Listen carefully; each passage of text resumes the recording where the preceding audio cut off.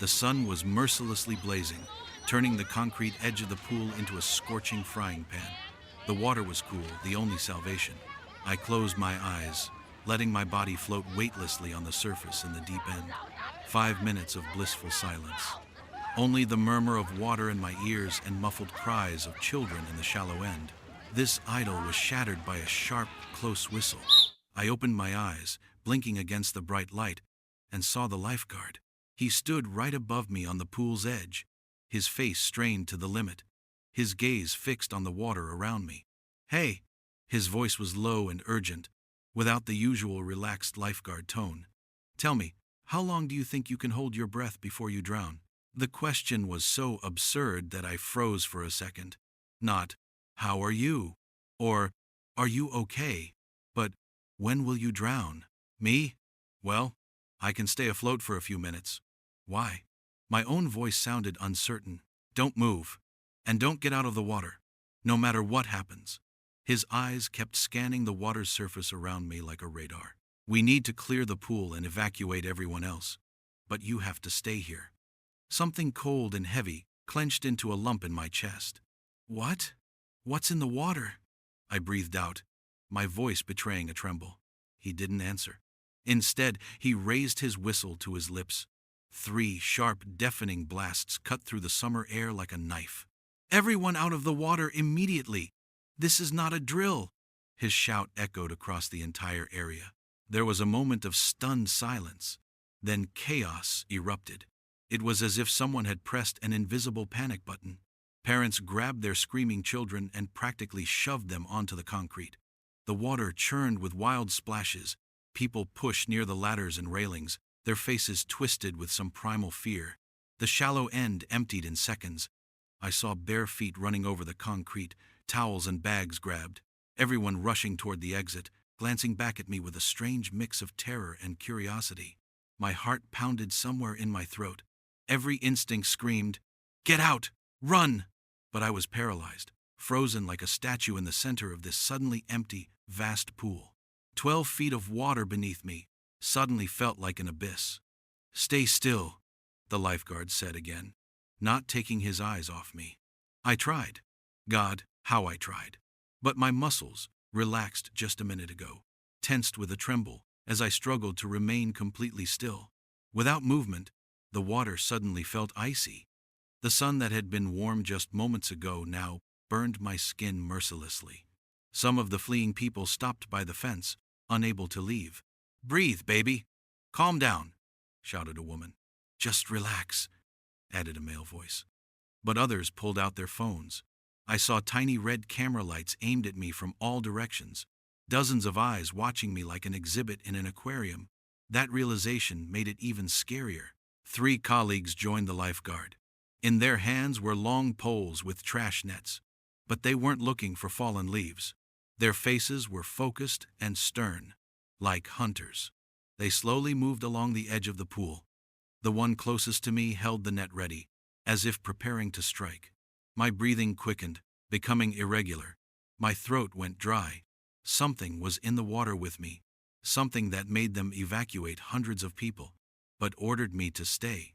The lifeguard near the diving board suddenly plunged the net into the water. The pole bent under the weight of something strong and alive. It struggled, muscles tensed. The others rushed to help. For several terrifying seconds, their attention was diverted from me. Together, they pulled out their catch, and the blood froze in my veins. An alligator thrashed in the net. Not huge, but not small either, about a meter long. Its scaly body writhed. The powerful tail slapped the water, spraying it everywhere. The crowd at the fence gasped in unison. Camera flashes flickered rapidly. But my lifeguard didn't relax. His gaze returned to me and the water around me with the same intensity, and I understood everything. A cold, nauseating realization pierced me. If there was one, then maybe there were more. "Can I get out now?" My voice broke into a squeaky whisper. "Not yet. Don't move." His answer was merciless. He pointed his finger into the depths of the pool. "Look." I looked, and my heart stopped. Along the bottom of the deep end, a dark shadow moved slowly and majestically, the size of a small bear. much, much larger than the first. "It's circling under her," one of the lifeguards whispered. My whole body trembled with fear, sending betraying ripples across the water. The shadow continued its slow, sinister patrol. Sometimes it rose higher, and I could make out its rough, prehistoric outline. Then it sank deeper, becoming a blurry spot on the blue tiles. Then a new, piercing scream came from the crowd. "There's another one! In the shallow end!" All heads turned. At the very steps where people had just been running, another alligator lay. Smaller. It had been there the whole time, while families evacuated past it. A new commotion began. An animal control van arrived at the gate. 2 officers in protective suits and heavy gloves entered the area with special equipment. "How big is the one under her?" asked an officer, his voice businesslike and calm, contrasting with the adrenaline raging inside me. "At least 2 meters." My lifeguard's voice was grim. "Maybe 2.5. They started discussing options, while I hung in the water like bait. Lower the water? Impossible. Stun it? Risky pain might trigger its hunting instinct. Every choice put my life at risk. "We need to get her out without triggering the predator's prey instinct," the officer concluded, studying the shadow's movement. They decided on a distraction maneuver. One officer moved to the opposite end of the pool with a piece of raw chicken. When I give the signal, my lifeguard moved closer to the edge, his hand reaching out to me. "Swim to the ladder. Smoothly. Without splashing. No panic. Just smooth, confident strokes." The officer tossed the bait into the water. The splash made everyone hold their breath. The shadow beneath me froze. For a moment, absolute silence reigned. Then, slowly, so slowly, it turned and swam toward the chicken. "Wait." The lifeguard raised his hand, stopping me. The alligator swam halfway across the pool. It was still dangerously close, but no longer directly beneath me. My muscles burned from the unbearable tension. "Swim! Now!" I rushed. Not the way I wanted, with desperate, wild splashes. No. I forced my arms to move through the water with unbearable, agonizing slowness.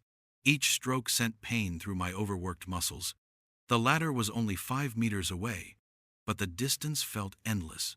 Behind me, I heard wet, disgusting sounds, the alligator swimming toward its bait. I felt every water movement, every vibration. My fingers finally closed on the cold, rough metal bar. I pulled myself up with all my strength, my shin painfully scraping the concrete edge, and literally spilled onto it. A strong hand grabbed mine, yanking me onto the safe, solid ground. From the crowd by the fence came nervous, loud applause and relieved cheers. But my legs didn't obey. They became like cotton, rubbery. Someone threw a huge beach towel over my shoulders, and at that moment my knees finally gave out. I collapsed onto the scorching concrete, my whole body trembling so violently my teeth were chattering. Even though the sun still burned fiercely, I was on solid ground. But somewhere out there, in the water, the monster remained, and the realization of what had just happened overwhelmed me with a wave of shock from which there was no escape. Part 2. From shock to rage. I sat on the scorching concrete, and the world around me blurred like a bad dream. Applause and cries of relief merged into a deafening roar in my ears. Someone threw a towel over me. Its fuzz felt prickly, unreal. My whole skin broke out in goosebumps, even though the sun was burning mercilessly. Curtis, one of the animal control officers, walked past me without looking. In his hands was a long metal loop. His partner carried a thick plastic shield. They moved toward the pool's edge, where that same large shadow still churned in the water. Their movements were precise, as if they did this every day. Maybe they did. The pool manager ran up to me, clutching a clipboard. His face was pale, not from fear for me, but from some inner panic. "Are you hurt? Do you need help?" His voice sounded fake, and his eyes darted around. He shoved some papers under my nose. "Here, you need to sign something for the report." I couldn't focus on his words. My phone vibrated wildly on a chair by the fence. Someone must have thrown it there in the chaos. I reached for it with trembling hands. The screen was covered with notifications. Dozens. Hundreds. I opened one. It was a link to a video from Seth, a guy I sometimes talk to. The title read, "Girl vs. Alligator. Insane. Below was the very clip showing me tiny and helpless, frozen in the water with the shadow swimming beneath me. Thousands of views already. Comments flooded with fiery emojis and exclamations. Wow, crazy. Is this real? I felt sick. My most vulnerable moment, my fear, my face twisted in horror all became public entertainment. The head lifeguard approached me. He crouched down, his face serious but calm. My name's RJ. Listen, after this, you probably won't need swimming lessons, he smiled faintly. Just talking to someone who wasn't waving papers or a camera at me helped steady my breath. Then, a woman in a blue uniform approached paramedic Thea Pacheco. Her hands were cool and steady. She checked my pulse by placing a sensor on my finger. Your blood pressure is through the roof. You're in shock, she stated. You need a hospital or someone to stay with you overnight. Shock is a sneaky thing. I shook my head. Hospital? No.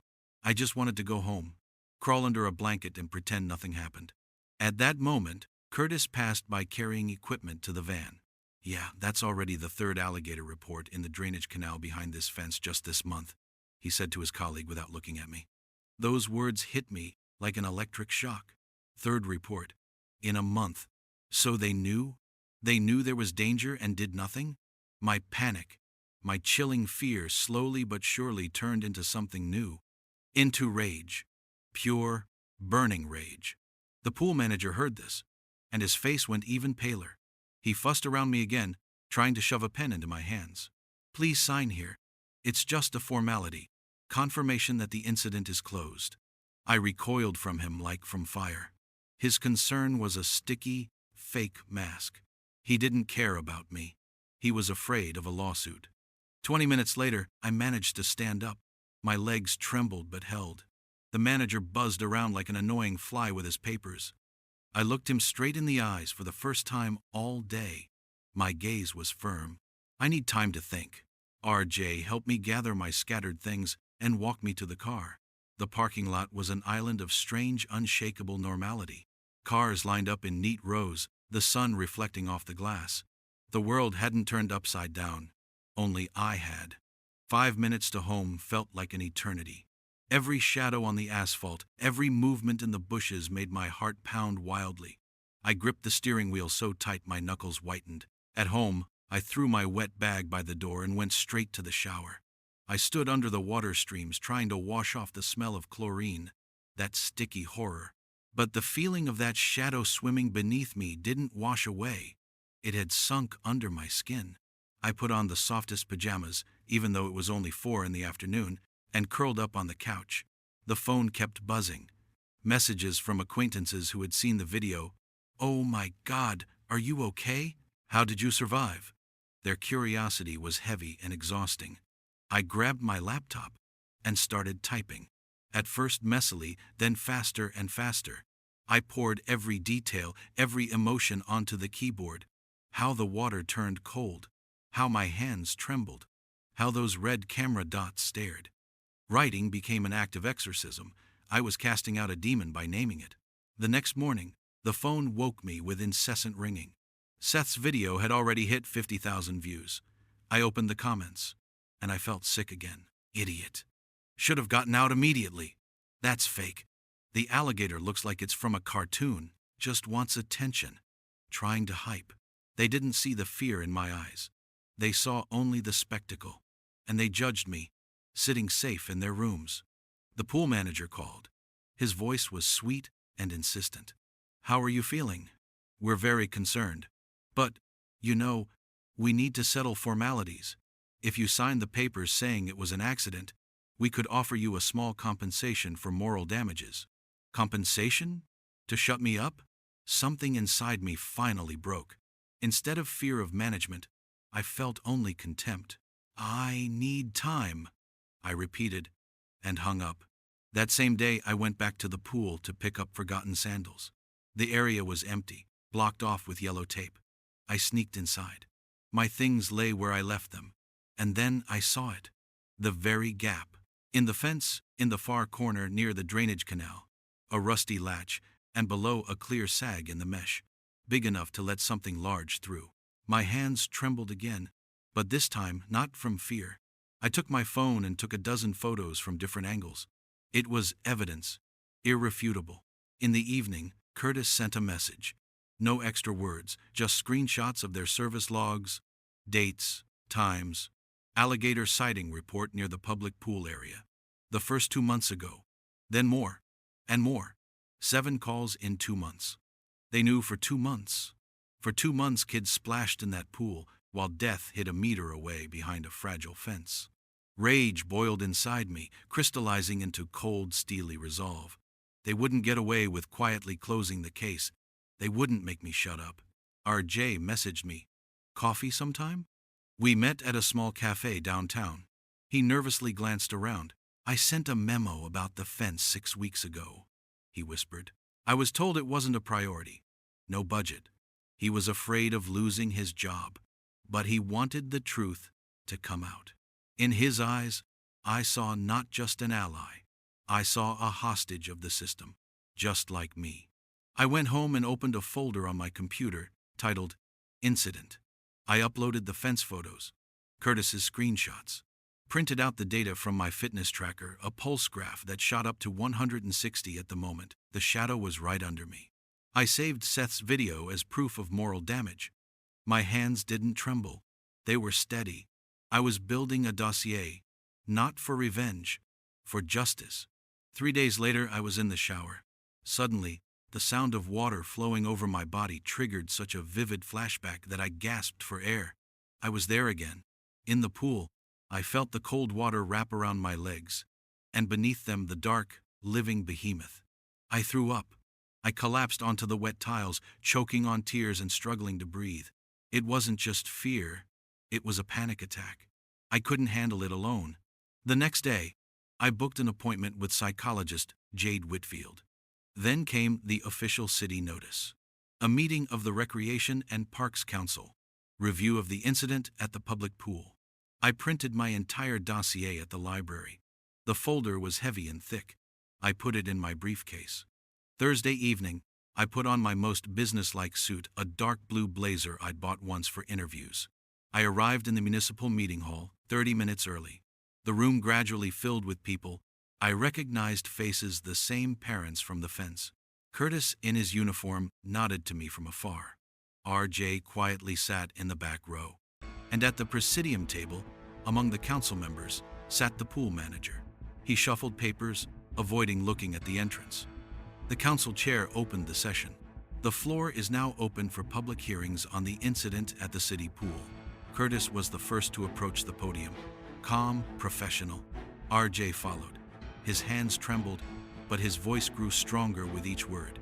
He showed the ignored memo on the projector. Then it was my turn. My legs went weak as I walked to the microphone. I opened my heavy folder, spread out the documents, took the printed pulse graph in my hands. I took a deep breath and began to speak.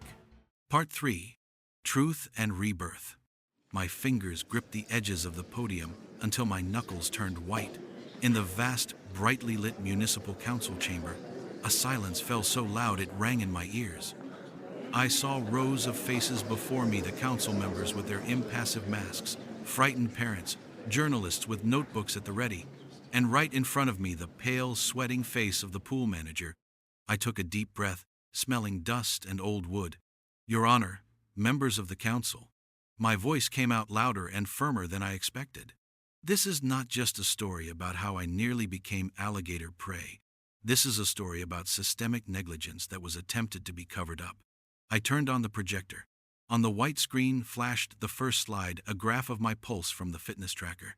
A line that peacefully hovered around 70 beats soared to 143 at the moment 3 whistles blew. Here, I pointed to the sharp spike. The lifeguard told me not to move.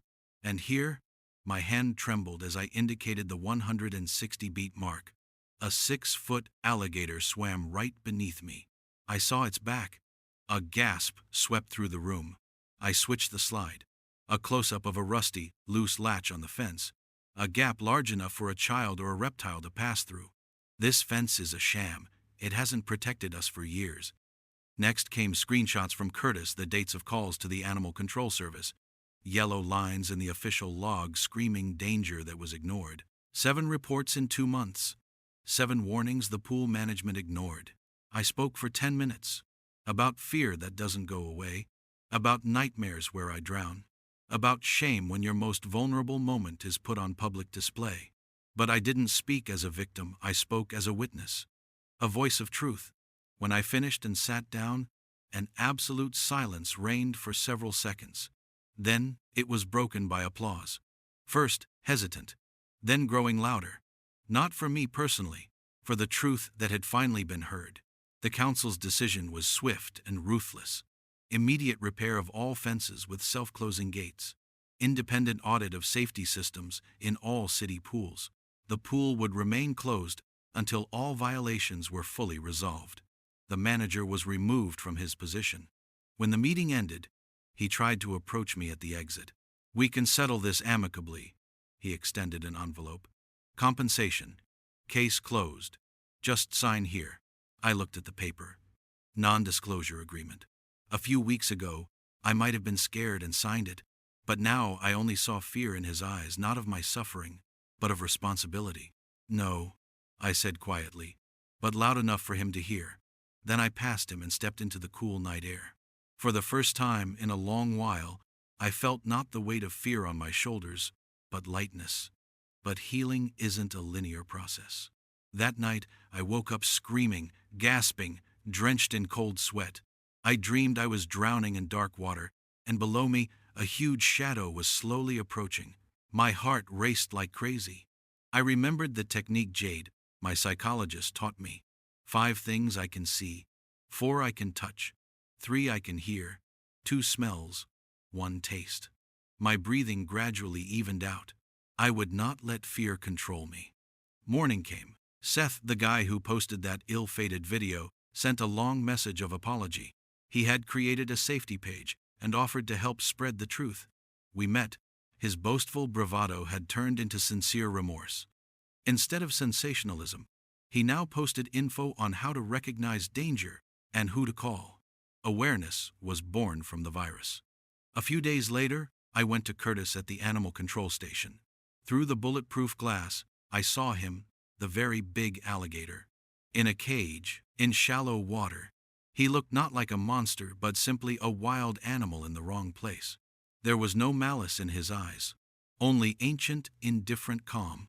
At that moment, something inside me finally let go. My enemy wasn't him. My enemy was indifference. Jade suggested I try entering water again. Not that pool, but a small, enclosed one at the gym. I agreed, a lump in my throat. The water was warm, clear, and most importantly, it had a visible edge. I waded in up to my waist. My heart pounded wildly. I took a stroke, then another, 3 short laps. Then I got out, trembling, but not from panic, from victory. It was a tiny step, but it was mine. A month passed. Reopening day arrived. The renovated pool shone in the Sunday. A new 3-meter fence with automatic locks. Warning signs everywhere. A new head lifeguard sat on the tower. RJ, our silent ally, had been promoted. He caught my eye and gave a brief nod. We both knew what it had cost. I put on my swimsuit, took a deep breath and stepped into the water. Not the deep end. Not yet. I swam along the edge. The water was just water. Cold, wet, but not hostile. I swam a few laps and got out on my own, of my own will, without panic. A year later, I was swimming full workouts. The pool became a safety model for the entire state. Strangers came up to thank me. At first, it was awkward. But then I realized they were thanking not me, but the changes we had all made together. I was invited to speak at the city's safety event alongside Curtis. I stood before parents and children and spoke not about my fear, but about the importance of listening to lifeguards, checking fences, and respecting wildlife. I saw the kids listening closely and the parents taking notes. My pain had turned into knowledge that could protect others. At the last session, Jade showed me a graph of my progress.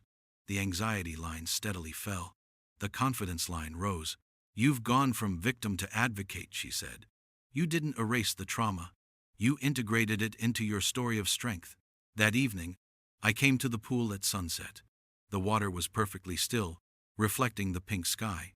I sat on the edge and watched RJ conduct his evening rounds, methodically checking every latch on the new fence. Everything was in place. Everything was safe. I haven't forgotten that horror. I will always glance at a splash in the water. But now it won't be paralyzing fear, but healthy caution. The pool that almost killed me became the safest place in town. Not because all the alligators were gone, but because our community finally learned to listen, watch, and act. I managed to turn the darkest moment of my life into a light that now illuminates the path for others. And in that was true, deep, well-deserved peace.